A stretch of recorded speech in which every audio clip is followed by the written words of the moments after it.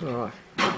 Well, David Rosenberg is an engineer, an ELINT analyst, mathematician and author, quite talented, who worked for the US National Security Agency for over 20 years, including 18 years as the US representative of the Joint Defence Facility at Pine Gap, where he was responsible for identifying, evaluating and reporting on military capabilities of countries that posed potential threats to the US and to Australia.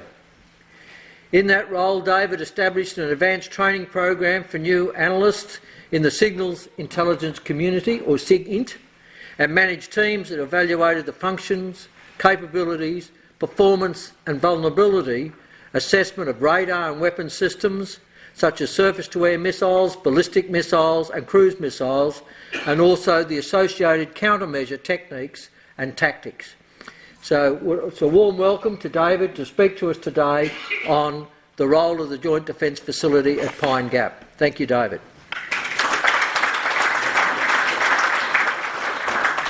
So it's a real honour to be asked to come here and talk to such a wonderful group of professionals who are in the military and defence industry. And I am, of course, here to talk to you today about Pine Gap and what it does and why it's there, where it might be heading in the future as well.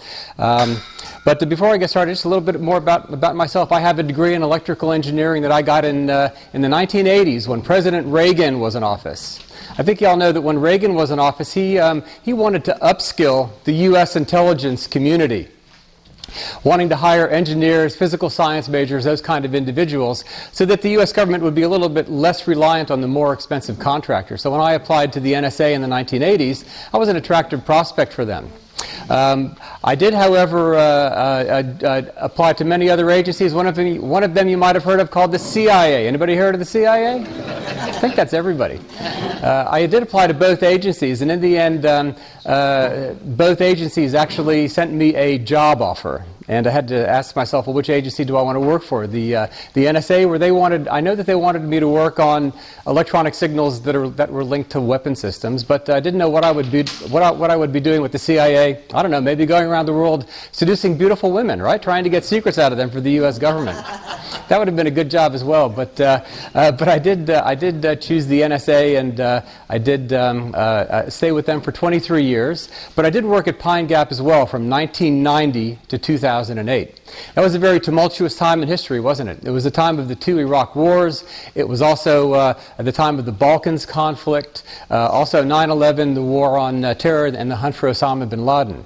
Now, Pine Gap was heavily involved in collecting electronic signals intelligence. By that I mean wireless transmissions, radio waves, anything that might work wirelessly, such as, let's say, your mobile phones, as an example. So Pine Gap was heavily involved in collecting signals intelligence related to all of those events, but it also has a much broader role, collecting intelligence that is of a general interest to either Australia or the United States. But I am here today to talk to you about Pine Gap, and we'll go ahead and get started, and afterwards I'm happy to take any kind of questions you might have. So that's an image of the facility. It was taken back in 2007. The facility today is a little bit bigger. If you see a more recent photograph, you'll see some more antennas around the facility as well. It's a beautiful photograph, though, isn't it? It shows the McDonnell Ranges in the background. The town of Alice Springs is on the other side of the McDonnell Ranges. The most striking feature, of course, are those round golf ball-shaped objects. Those, of course, are known as radomes. Underneath the radomes are very large parabolic-shaped antennas. Those are pointed up to the satellites, making sure the satellites are staying in their proper orbit. And they're, of course, also collecting the electronic signals intelligence that is being beamed down from the satellites to the ground site. But that is the facility. It's a contrasting photograph as well, because Pine Gap is one of the most high-tech installations on the planet, yet it is located on such a very, very ancient landscape. So if you don't know what Pine Gap is, this might be your first question. What exactly is it? So Pine Gap is a satellite ground control site used to intercept electronic signals using satellites, and most of those signals are actually associated with weapons testing and communication systems. And if you look at the target countries where Pine Gap is interested in collecting signals intelligence, those are quite often your weapons-producing countries, such as Russia, China, India, Pakistan, more recently, of course, Iran and North Korea. So any country that might manufacture weapons that could be used against the United States, Australia, and our allies would of course, be heavily targeted by the Pine Gap satellites. Now, some Australians, if you're not in the intelligence community, you might actually think, well, Pine Gap is led by the United States only. That's actually not true. Pine Gap is a jointly led ground site. It means that we have a chief there who's an American and a deputy chief who's an Australian. Now, even though they have different titles, they are on the same executive level. I'm sure all of you have heard the phrase that everything that happens at Pine Gap is done with full knowledge and concurrence of the Australian government. It's the same way with the United States. So if there are ever any issues with any tasking coming into the facility to get particular signals, both countries certainly talk about that and iron out any differences that they might have with any particular signals being covered by the collection assets of the Pine Gap facility. So Pine Gap was established by a treaty that was signed in 1966. I believe that was the time when Harold Holt was Prime Minister. And Pine Gap was set up to collect electronic signals that aren't visible by what we call traditional methods or traditional platforms that are used to intercept electronic signals. So what do I mean by traditional methods? Those are anything that exists inside the Earth's atmosphere, such as aircraft, naval ships and submarines. Any kind of ground-based platforms that might be used to intercept electronic signals, such as embassies. So anything that isn't a satellite, that isn't in space, is a traditional way in which the United States would intercept electronic signals. Now, if you look on the internet, you'll be able to find quite a lot of sketches of what the Pine Gap satellites are believed to look like. This is available on the internet. That is a fairly accurate representation. You can see that there are redactions on that particular image. But the Pine Gap satellites are basically giant umbrellas. They're giant parabolic-shaped antennas in space. But what I can also tell you is they are some of the most sophisticated pieces of military hardware ever created by the United States government. They are very, very effective at intercepting signals either located on the Earth's surface or from within Earth's atmosphere. So what signal types is Pine Gap interested in? I did mention communication signals earlier. Let's give some examples. All of you, of course, remember the Iraq wars. The leadership communication of Saddam Hussein and his leadership circle military in Iraq would be heavily targeted by the Pine Gap satellites. We wanted to get as much information from those networks as we could to determine what the Iraqis had planned militarily for the upcoming invasion, which took place in February of 1991. But, of course, we would go for battalion and other military signals as well. We, of course, wanted to know what was happening on the ground at Pine Gap with the various troops that were on the ground at Pine Gap opposing the coalition. Weapon signals are also of high interest to Pine Gap. You can imagine with a lot of weapons testing going on in the Soviet Union back in the 1960s and 70s, that the U.S. wanted to have intelligence related to that kind of activity. I'll talk about weapon signals shortly. And also, transmissions from downed pilots are also of high interest to the U.S. intelligence community. How many of you have heard of U.S. Air Force Captain Scott O'Grady? Yes. O'Grady was an F-16 fighter pilot shot down, I believe, in 1995 over Bosnia-Herzegovina during the Balkans conflict. Remember when the U.S. lost an F-16? Yeah, that was piloted by Captain O'Grady. And so you can imagine in the intelligence community, when a pilot gets shot down, what's the thing you have to try to find that pilot? It's the pilot's emergency transmission frequency, right? So various assets in the U.S. government basically tune up and they wait for that pilot to transmit. But as each day goes by, you lose faith that pilot's actually alive, right?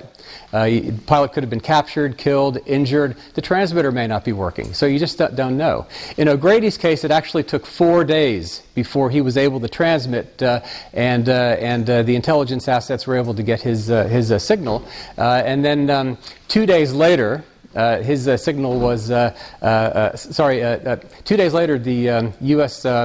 Marines were able to send in rescue helicopters, and they were able to successfully exfiltrate him from Bosnia-Herzegovina. How many of you have seen the movie Behind Enemy Lines with Owen Wilson and Gene Hackman?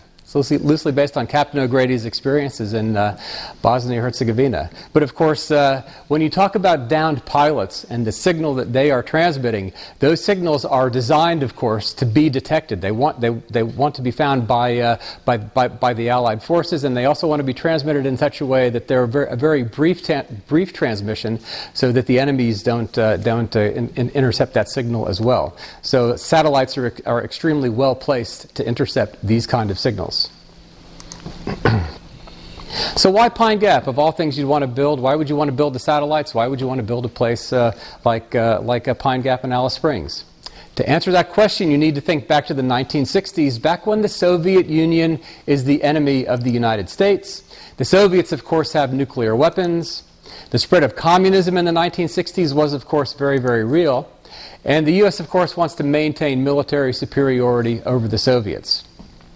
So the U.S. reasoned, of course, that if it had satellites in orbit that were able to intercept electronic signals transmitting out of the western part of the Soviet Union and transmit them down to a ground site where those signals could be analyzed, interpreted, and reported to the U.S. intelligence community, that the U.S. would have an intelligence edge over the Soviets. It's basically why the facility was constructed.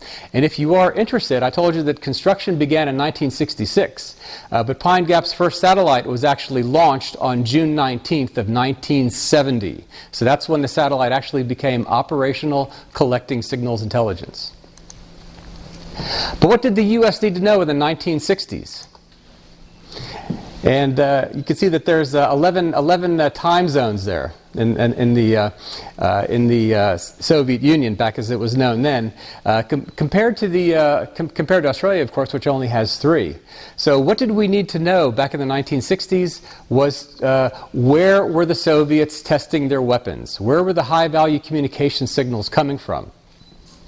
That information was obtained by the CIA. So the CIA would pass those locations over to the Pine Gap facility, and we would use our assets in space basically to look for signals that were associated with weapons testing and communication signals based on where those locations were within the Soviet Union.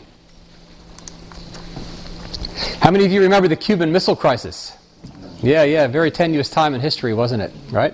The reason I'm showing this is because this image was taken by a U-2 spy plane. I'm sure everybody here is familiar with the U-2. You can actually see those nuclear missiles in the top center portion of this particular image. But the reason I'm talking about the U-2 is you have to ask yourself the question, with satellite technology only really beginning in the mid to late 1950s with the successful launch of Sputnik, what did the U.S. use prior to satellites to intercept weapons testing, electronic signals that were being transmitted from inside the Soviet Union? Well, the reason I'm showing this is because the U-2 was outfitted, in addition to high-powered cameras that could take these kind of clear pictures at a very high altitude, they were also outfitted with electronic eavesdropping equipment. So as they overflew the Soviet Union, they would turn that equipment on, and they, of course, would also look for weapons testing related signals coming out of the Soviet Union. It was very limited, of course, because they only had a short transit time over the Soviet Union, and they weren't able to really linger over one spot for sustained collection over a long period of time. You eventually needed that with satellites. But if you ask yourself, how did we get signals intelligence out of the Soviet Union prior to satellites? A lot of that was done by the U-2 spy plane. There were, of course, intelligence gaps existing with the Soviet Union. One of them was the intention of the Soviets. So do the Soviets intend to spread communism into Western Europe? Do they intend to take West Berlin? U.S. intelligence planners, U.S. government officials wanted to know answers to these kind of questions. And of course, what are the capabilities of the Soviet Union? By capabilities, I'm talking about the pace of weapons development. So were the Soviets developing weapons that were becoming superior to what the U.S. had in its arsenal? And also, where are those nuclear missiles? If the U.S. knew where they were, they could hopefully take them out before they were launched against the United States with either an initial strike or a retaliatory strike if the U.S. government felt that was necessary. And of course, how many nukes does the Soviet Union have? Let's say if the Soviets had 5,000, the U.S. only had 500. That is not an even parity for the United States. So again, the U.S. reasoned if it had satellites in orbit able to collect electronic signals intelligence that they were able to exploit from the inside the interior of the Soviet Union, the U.S. would be able to answer some of these questions, of course, and many others as well. So what options are available to gather this kind of intelligence? How many of you recognize Francis Gary Powers? Right? U-2 spy plane pilot shot down in 1960 by a surface-to-air missile. Now, was the U.S. continuing to overfly the Soviet Union because they thought that they were safe? Well, apparently not, because the Soviets had certainly developed a high-flying surface-to-air missile that could shoot down one of these U-2 spy planes. And the U.S. learned the hard way, of course, that if it continued overflying the Soviet Union with the U-2, that they risked more shoot-downs. So they had to develop alternatives to the U-2. Now, you can, of course, recruit spies from within the Soviet Union. The problem with spies is that they may not give you, they may not be placed where you want them to be placed. They may give you limited intel. They may also feed you disinformation. They may be double agents, right? With spies, you really never know until you can vet them for quite a long time.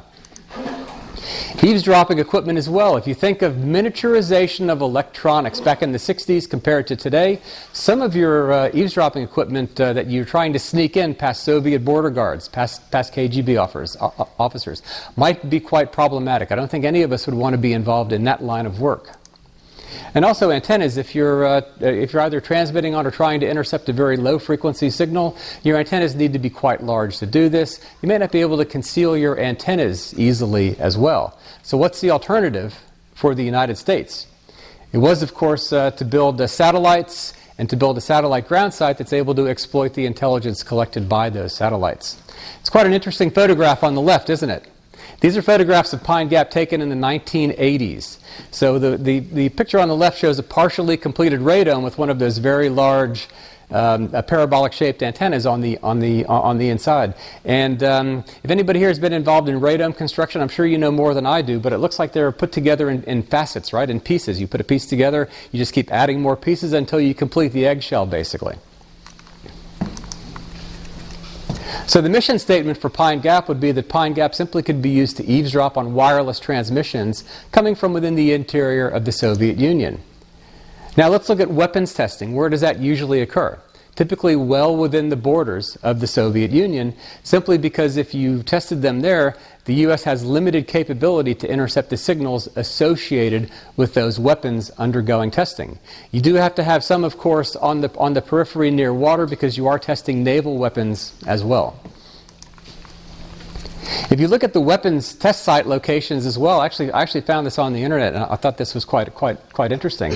You have three types of locations there. One is represented by red triangles, and those represent dedicated launch sites. Say if the Soviets wanted to launch a manned space mission, they could do it from one of those red triangle locations. And there's also circles with antennas on them as well. Those represent satellite ground control sites. So as all of you know, I'm sure the Soviets have a lot of their own satellites in orbit, and they need ground sites to collect those kind of signals coming down from those satellites, just like we do at the Pine Gap facility. But the interesting place on the map are the green squares, and you can see most of them are in the interior of the Soviet Union, where the signals being transmitted there are more protected than they would be if they were on the periphery. So that's basically where we would look at these weapons undergoing testing, was from those green squares. Okay. All right. I have one video to show you, and this is going to be a test launch of a particular weapon. So this is an SSN-26 anti-ship cruise missile. If you're not familiar with it, the SS, of course, stands for surface-to-surface. So this weapon is launched from a platform on the surface and impacts a target on the surface. N means it's a naval weapon. So this is designed, of course, to sink a ship. And the 26 means it is the 26th type of weapon like this identified by the U.S. intelligence community. So 25 other anti-ship cruise missiles were identified prior to this particular missile being designed and developed. So what actually happens during a weapons test launch? Has anybody here been involved in weapons testing? few hands up. Well, when the Soviets test a weapon, they would, of course, set up monitoring stations all along the projected flight path of this particular weapon, in this case a cruise missile. And they would videotape this weapon under flight. They would also be videotaping it with aircraft as well. And they would also be collecting a signal that's being transmitted from that weapon called telemetry. And inside that telemetry signal, all of the subsystems on board this particular weapon are being monitored.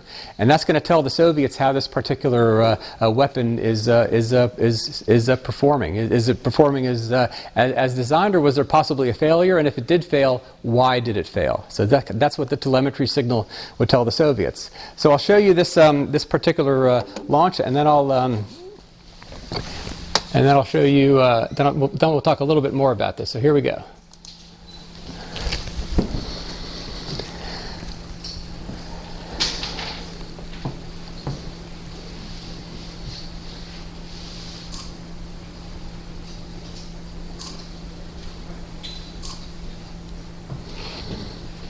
I got that off of YouTube. So I promise you it is not a classified video. Okay. So this missile, it's sitting in its silo waiting for somebody to push the red button. The button gets pushed. The booster engine ignites on this weapon, sending it up to a particular altitude. At that point, you saw two thruster rockets fire, right? One orients the missile in this direction. The second thruster rocket fires, orienting the missile this way, stabilizing it. Then the main engine kicks in, and off she goes to her target. Now, what were to happen if that second thruster rocket fails to fire? The missile goes up. First thruster rocket fires. Second thruster rocket fails to fire. A missile continues to tip. Main engine kicks in, and it goes straight into the water. And that is a flight failure by that particular weapon. And that flight failure actually shows up in the telemetry, and it tells the Russians why that weapon failed. So the Russians know what they have to work on to get a successful launch going. So 2 months later, they think they got all the bugs worked out. They do another test launch. Up she goes, off she goes, and she hits her target. So this weapon is now becoming closer to being operationally used against the U.S., Australia, and our allies. So what are we doing on the ground at Pine Gap during this kind of a scenario? Well, I talk about this in my book, and we're, of course, collecting this kind of a telemetry signal, and we're analyzing it as well to the best of our abilities as we can on the ground. And in many cases, we could tell you exactly what happened to that weapon. We might even be able to tell you that second thruster rocket failed to fire, which is the reason for the failure in the first place. And we may also be able to tell you that the second launch was a success, and we could tell you maybe where on earth that particular, or where on the water that particular weapon impacted, and then you can do a battle damage assessment if you have enough time to get imagery of that particular impact site. So why would the U.S. government want satellites that could be able to collect this kind of intelligence? Because one of the main reasons Pine Gap was constructed back in the 60s was to get signals intelligence coming off of weapons testing that was happening in the Soviet Union. So why would you spend billions and billions of dollars to develop satellites to get this? I think a lot of you know the answer, of course, and the reason, of course, is that if you can exploit the telemetry, if you can interpret what's happening in the telemetry inside of one of these weapons undergoing testing, then, of course, you can know how that weapon works. And if you know how the weapon works, you can then hopefully build countermeasures that might defeat that weapon if it's used against your forces. So that's why it was so important to the United States to be able to get this kind of intelligence in the 1960s, 70s, 80s, and so on. So why Alice Springs? Of all places on Earth, why would you want to put the ground site in Alice Springs? It's a good question, isn't it? To answer that question, think back to the 1960s when the world was very different, and of course Australia was and is a trusted ally of the United States. Both countries are signatories to the ANZUS Pact of 1951, so there is a security agreement in place between the two countries, both in writing and in spirit. Australia also signed the UK-USA Signals Intelligence Sharing Treaty in 1956. That brought Australia into the Five Eyes intelligence community. I'm sure all of you have heard of the Five Eyes community. Look at the location as well of Australia. It is located on the same geographic side of the globe as the Soviet Union, right? It's simply located in the southern hemisphere. So from Australian soil, you can look up above the equator, see a satellite sitting there that can simultaneously look into the western part of the Soviet Union and intercept electronic signals and beam them down to the ground site. From the continental United States, you have a totally different type of geometry because the U.S. is on the other side of the globe. You cannot see satellites sitting above the equator that can simultaneously see inside the western part of the Soviet Union from the continental United States. So the U.S. had to look for a suitable ground site for their satellites. And also, if you look at the satellites themselves, they're transmitting a beam down to the ground site. If you transmit it down to an isolated part of Australia where very, very few people live, the beam is containing all this data is less likely to be intercepted by an adversary. Look at security, okay? Alice Springs was and is an isolated town with a low population. And if there's one thing the NSA loves, it's isolation around their ground sites. They don't want anybody snooping around where they're eavesdropping and picking up foreign intelligence signals, right? So with that kind of a low population, the security services of the U.S., Australia, and our allies would typically be alert to anyone who might be coming into the town. The local police, of course, would always be looking for any kind of threats to the Pine Gap facility as well. So from a security perspective, look at 1966 when the treaty was signed. I can tell you from my research, there was only about 6,000 people living in Alice Springs. Right? So it's a relatively very secure place as well. Alice also has an infrastructure as well. So the town is there. Any Americans coming over would be able to arrive with their families and pretty much adapt to a new lifestyle over there in Alice Springs. You have good weather conditions as well in Alice Springs in the sense that it's hot in summer, it's cold in winter, but it also doesn't rain very much, right? Now, why would inclement weather affect what kind of information you're able to get from your satellites? I think most of you know that when it rains a lot, when it's lightning, quite often you lose your television picture coming into your antenna outside, right? The reason for that, of course, is because water vapor absorbs electromagnetic radiation, and the signal weakens by the time it's sent from the tower to the antenna on top of your roof. So from that perspective, if you look at Alice Springs, it really only rains about 2 weeks out of the year on average. So you have about a 100% time on target between your satellites and your ground site. You don't lose a lot of time with the intelligence being beamed down from those satellites. So what do we do at a satellite ground site? What are we actually looking at? I told you a little bit about what Pine Gap is, why it's there, and what it does, but what are we looking at? Anyone who's been in the signals intelligence community can tell me exactly where that kind of an image is taken from. That's taken off of a spectrum analyzer, and what it's telling you is what's happening on a particular frequency. So I, as a signals analyst, I have to be pretty well trained to know what I'm looking at. You need to have at least 2 years of experience in the signals intelligence community looking at all kinds of different signals before you're actually based at the Pine Gap facility. So a signals analyst might look at this and might instantly recognize that signal with the arrows going to it is a frequency hopping communication signal. So somebody is using a transmitter that's jumping on a bunch of different frequencies to communicate with somebody else. And the person on the other side, of course, can hear that person as clearly as you can hear me speaking in front of you today. But what we're looking for at Pine Gap, of course, are threats. We're always looking for anything that might be a threat.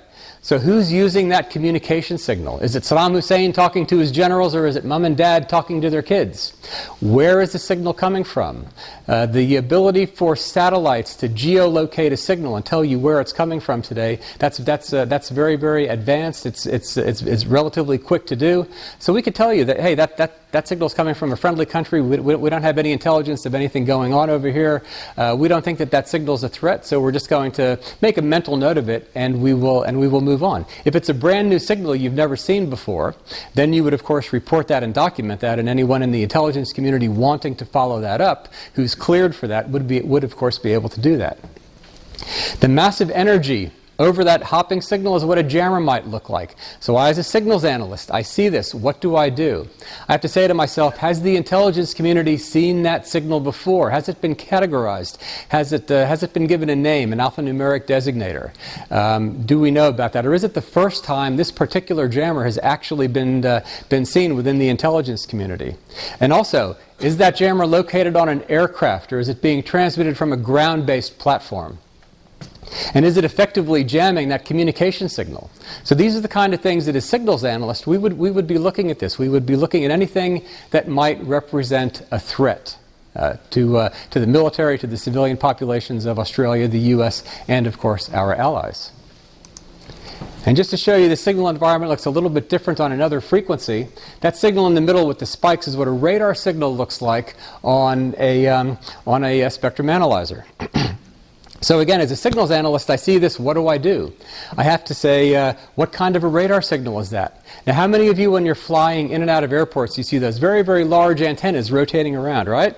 Quite often those are air traffic control radar antennas, and the signal coming out of them looks like that on a spectrum analyzer. So I see this. I have to say to myself, is that just an air traffic control radar signal? It's not controlling any weapons. It's not really a threat. If it's been modified, we can report on that, of course. But if it's not a threat, if it's routine, we simply make a mental note of it and move on.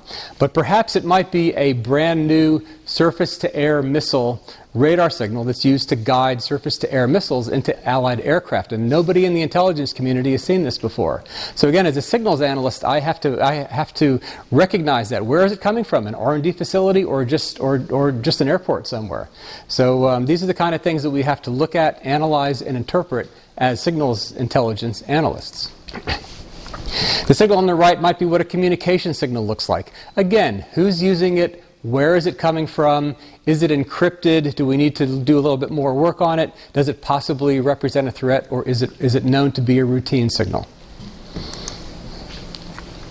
So what about the future of Pine Gap? I think all of us in the room know that technology is expanding and changing very, very rapidly right now. The signal coming out of your mobile phones today, so much more complex than they were even 5 years ago.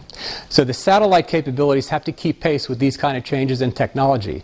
And what that means is that the satellites being designed and built today are being future-proofed. So we in the signals intelligence community can tell you what kind of signals we expect to see in 10 to 20 years' time, but we don't have the technology to transmit those signals now. But we are going to build the capabilities into our satellites to be future-proof. So we'll be able to get those signals when they are actually begin transmitting. Pine Gap, of course, is essential in the fight against terrorism. And from an Australian perspective, as you can imagine, if the Australian government had information that there might be a terrorist attack planned within this country, the Australian government can task the Pine Gap satellites to go after the communication signals of anyone who might be involved in the planning or operational stages of this kind of a terrorist attack. The only caveat is, of course, that the Pine Gap satellites cannot target signals coming out of Australia or Australian territories, or for that matter, US or US territories, without permission from the Attorney General. The reason for that is that Pine Gap is not allowed to collect Australian Americans' communication signals. If you do need to get intelligence coming out of Australia, it would be one of the domestic security services, the AFP, the local police, those kind of authorities would be able to do that in Australia. You typically wouldn't need the Pine Gap satellites to get intelligence if it's coming out of, or communications linked to Australians or non-Australians if it's coming out of Australia. So if, let's say if there's an attack and some of the folks are based in Indonesia, the Pine Gap satellites can, of course, get any kind of signals coming out of Indonesia. Indonesia is fair game for anything. Anything for the Pine Gap satellites if they collect anything coming out of Indonesia. Pine Gap is, of course, very beneficial to Australia insofar as protection of the homeland goes. So you can see that the intelligence collected by the Pine Gap satellites, if you look at the cost-benefit, very, very positive in Australia's favor. Because one thing I didn't mention before, but I'll tell you now, is that the intelligence collected by the Pine Gap satellites, all of it is equally available to the US and the Australian governments. So there are no secrets within the walls of the Pine Gap facility with any of the intelligence collected by the satellites, regardless of which country tasks for those particular signals. It's one of the ways in which transparency exists inside the facility, and also it also leads the cooperative and the collaborative environment, of course, that exists inside the facility. And the fact that Pine Gap is there with all of this intelligence sharing going on, is one of the foundational basis for the successful and the continued intelligence sharing between Australia and the United States. Now, how many of you have seen the Pine Gap television series? It's most of the hands. How many of you did not know there was a Pine Gap TV series? Anybody? I'm always surprised at the number of hands that go up. Nobody knows. Some people don't know that the ABC actually aired a show last year in October about Pine Gap. Now, on this show, I was the technical and the creative consultant on the show. So what you see in operations, as far as how it's laid out, the representation of signals on the computer monitor, the dialogue, the jargon, what they say in operations, I had a lot to do with that, including the design of the operations floor. But if you haven't seen it, I really recommend it. It was actually financed by Netflix. So there's a lot of money behind it. You might also recognize some of the actors on there. That's Stephen Curry on the left, well-known comedian. You might know him from The Castle. Also, Jacqueline McKenzie next to Stephen, very well-known Australian actor. Now, the only American on set was Parker Sawyers, and he played the main character. All of the other Americans in the show were played by Aussies putting on accents. That's right. And the young lady on the right there, that's Tess Haubrick. If any of you saw the TV show, the TV series recently, Bad Mothers, she was the star on that particular show. So her star is rising as well. We're hoping for a second season on Netflix, so stay tuned. Hopefully we'll be able to get that. Sometimes Netflix takes a year or 2 years to let you know whether you're going to have a second season. So fingers crossed for that. I do have a website, and it's called pinegapbook.com. So if you do want more answers about the Pine Gap facility, I have a page with a lot of documents and history and a lot of documentation about Pine Gap through the ages. Information about, of course, Alice Springs and the TV series as well. And I've also I didn't mention this yet, but I did write a book. It was initially released in 2011. I wrote a second edition to the book, and that was actually released on October 1st of last year. And the book is called Pine Gap: The Inside Story of the NSA in Australia. And it's basically my memoirs. It talks about joining the agency, working for the agency in the States, and of course talks about what Pine Gap did through the years under the various presidents for the years that I was at the Pine Gap facility. And it is the only inside story of the Pine Gap facility written. So if anybody is interested in the book, I am selling them afterwards for just $25, signed to whoever you would like it to go to. But let me just say at this point, thank you very much for having me here today. It's been a real pleasure to come out. And if anyone has any questions, I'm happy to take them. Anyone have any questions about